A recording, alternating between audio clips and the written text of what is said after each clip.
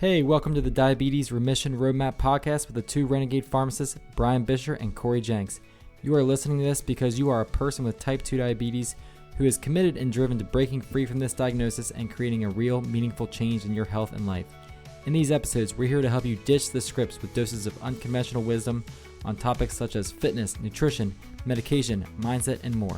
So without any further delay, let's dive right in.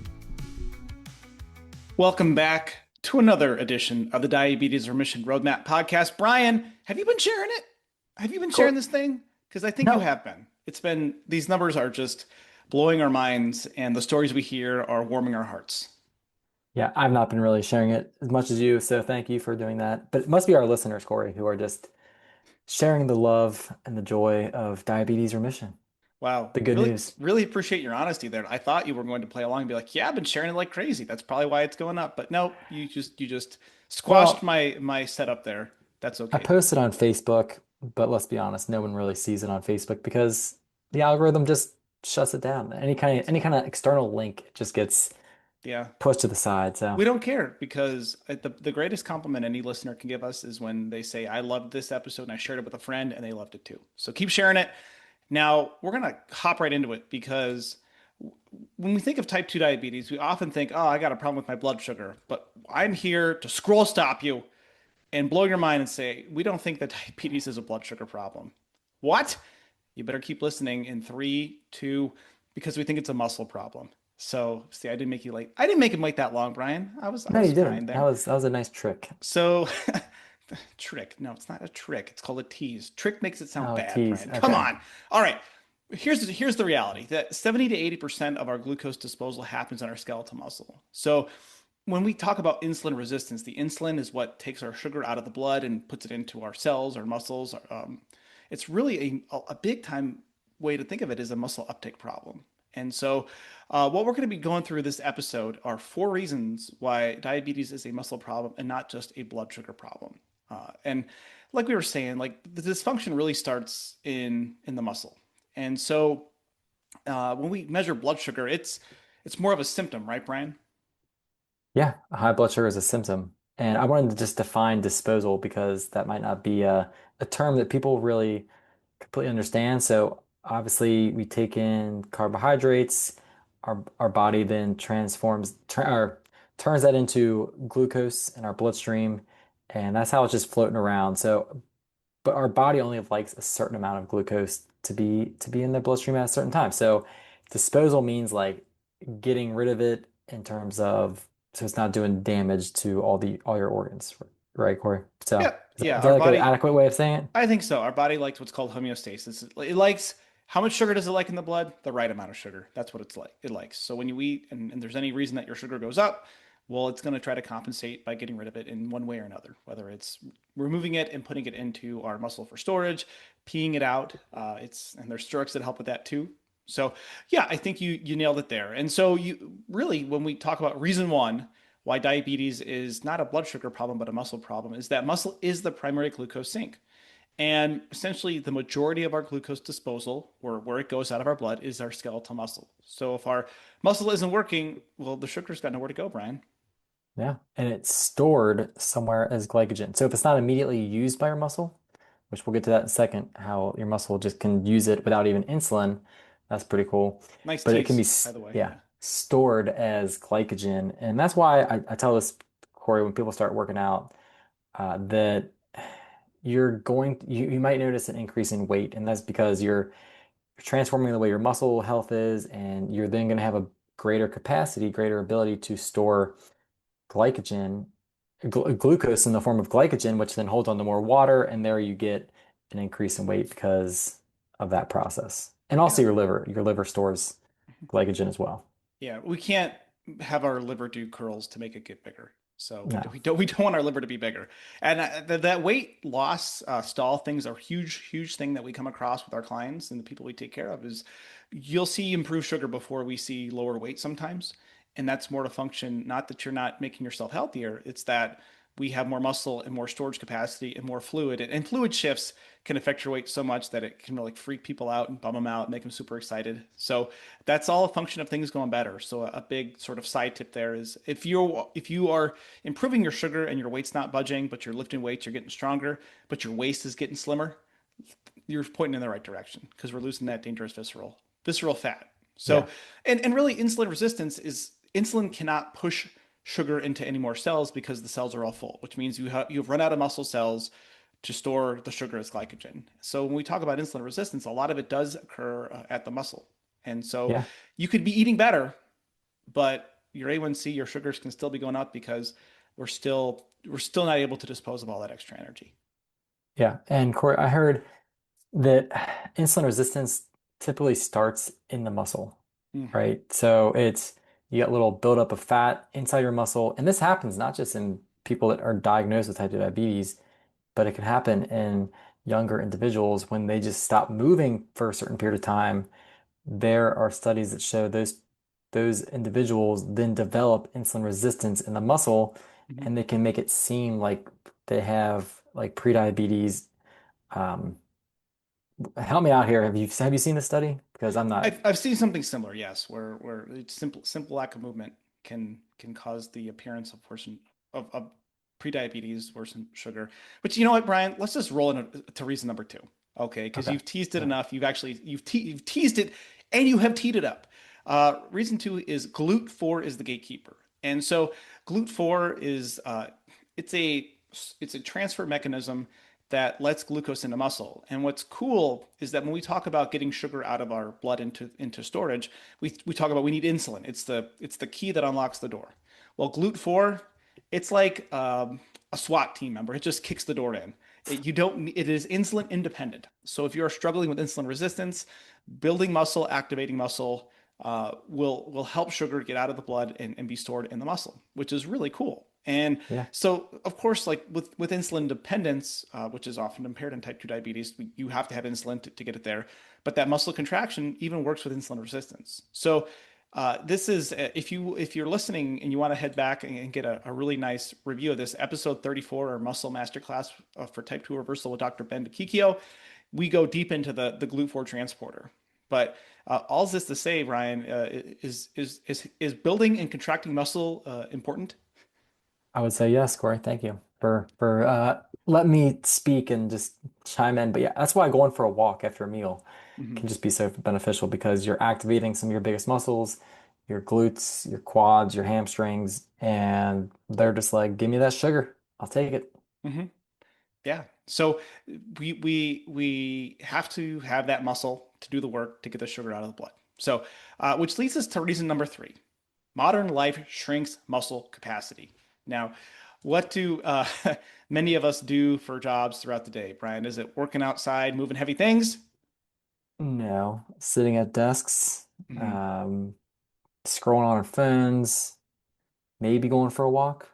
There's no, yeah, maybe hiring someone to do the heavy lifting for you. Hmm. Yeah, and as we age, we hear it all the time. I get older, my metabolism is going down. I think a lot of that is actually just driven by muscle loss, Brian. Muscle is what we call metabolically active tissue. The more muscle you have when you move, you're burning more energy, burning more calories. And the muscle, everyone says like 30, 40, it's when I really start to see that metabolism go down.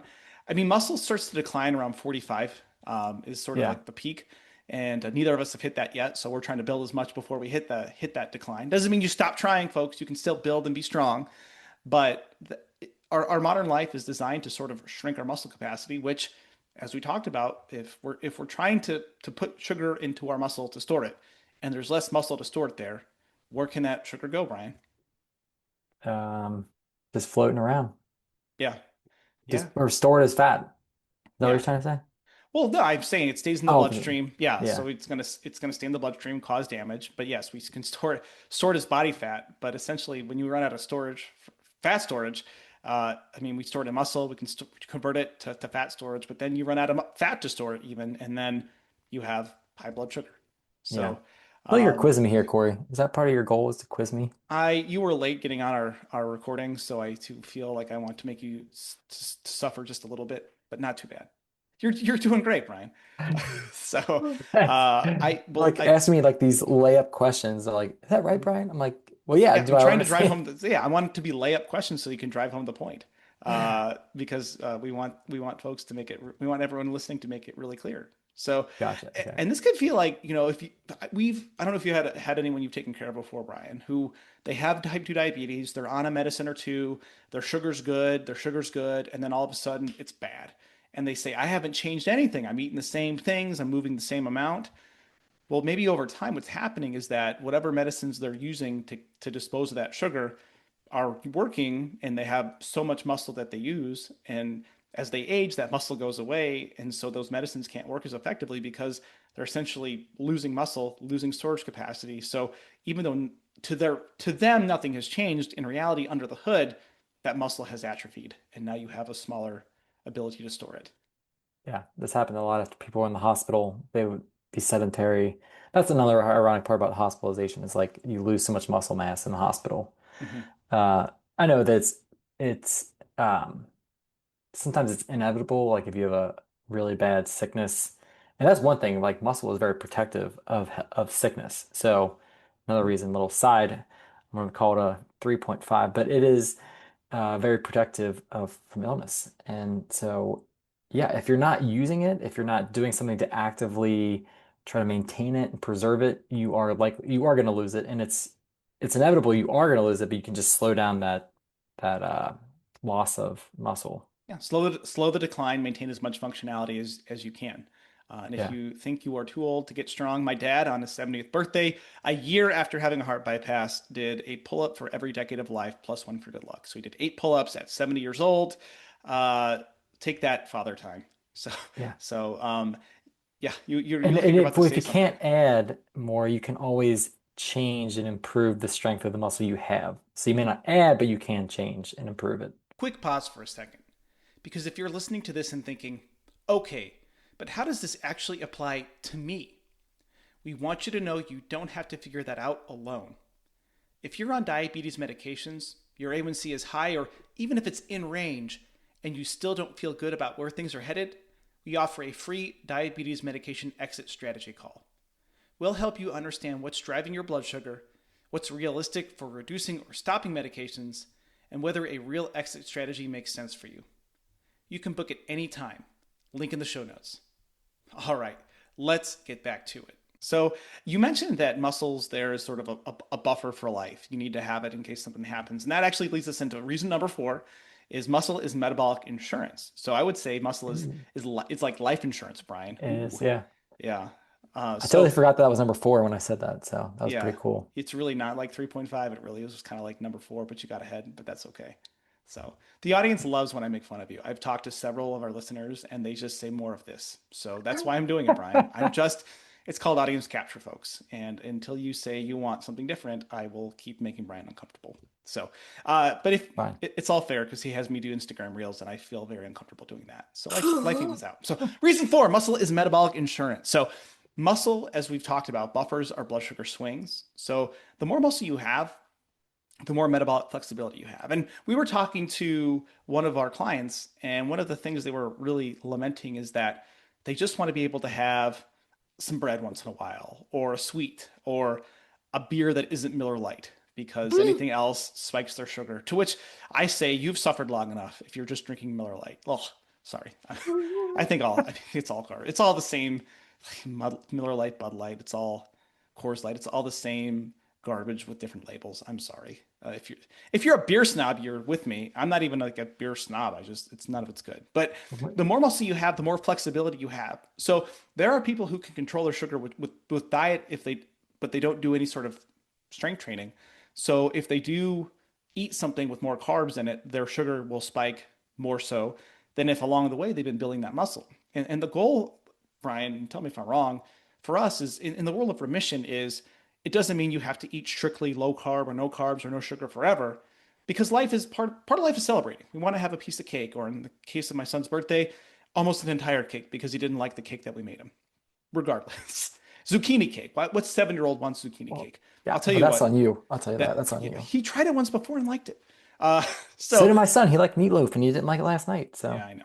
It always happens right after you go to Costco and get a bunch of that item. So when we have that muscle, it's you have more you're more sturdy. You are less fragile. But when you have less muscle, you're more fragile when it comes to blood sugar. More things can knock you out of whack. I can't tell you the number of people I've taken care of that. I mean, Brian and I, we kind of see it now. You can see when you're sarcopenic, which is means lack of muscle mass. And they say, well, I'm not obese. I don't know why I have high sugar.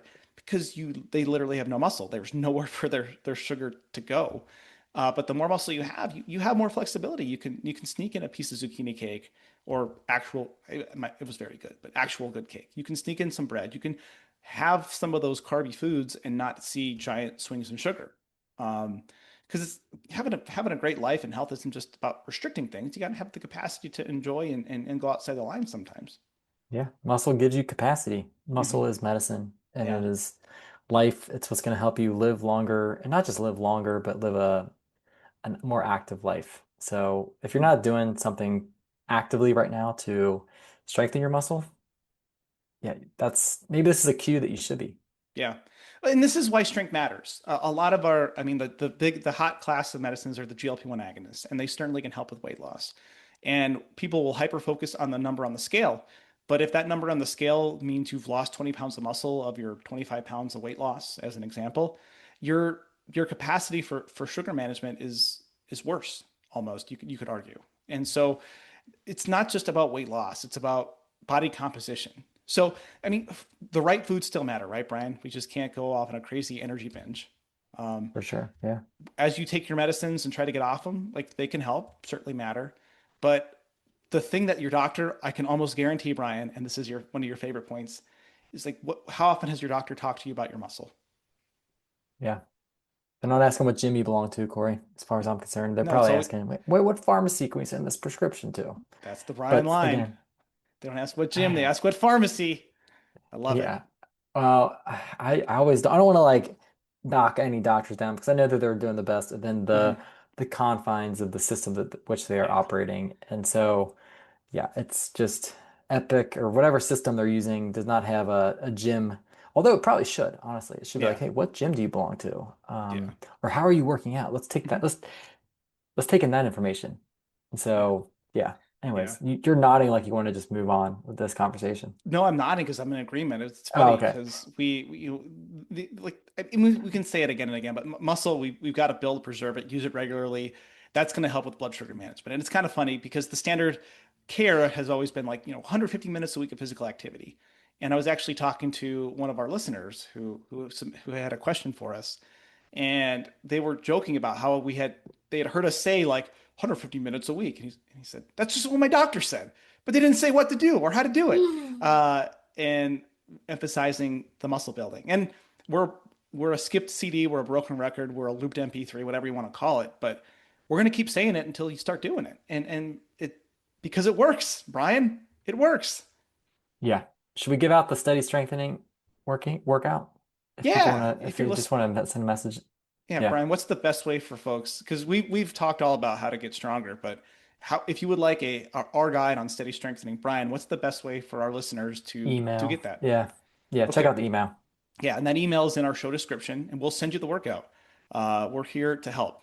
We want you to get going after it. And so, you know, bringing it home here, if blood sugar has been hard to control, muscle is often a forgotten lever. We have people doing, I can't tell the number of people I've taken care of on doing loads of cardio with high blood sugar. And they start doing a little bit of strength training, and it's like a magic lever is pulled, and oh, my blood sugar's better. Huh. Who knew? We kind of knew, Brian. We'll get a little cocky. Well, question, why do you think that is? Just your thoughts. Like why do people always overlook muscle and strength training? Hmm. It's hard. It's not fun to push your muscles. It's easy to go for like we're going to encourage walking and cardio, but I think doing it can be hard. Having the right instruction can be a barrier. Having feeling like you need equipment can be a barrier. Going to a gym and seeing people who are super jacked can feel like a barrier if you're in there doing strength for the first time. But I think it's just not taught. Like I joke, but it's kind of the truth. The most important thing I learned in high school was how to lift weights, but people aren't taught how to move their body anymore. Physical education is slashed across all schools now. And my dad was a PE teacher, so he beats that drum in my head all the time. So there's a number of reasons why that people aren't taught it. And I also don't think that like the science that we talked about today is really brought up enough to emphasize how it can be a useful tool and sort of a non-negotiable tool for type 2 diabetes. I mean, that episode with Dr. Ben, he views diabetes as a muscle disease. That's his lens, and he's a trainer, so that's his lens. But it's hard to argue against it. Yeah, I agree. It is like a muscle disease, and then the symptom is high blood sugar. Yeah, exactly. I think you've brought that home, Brian.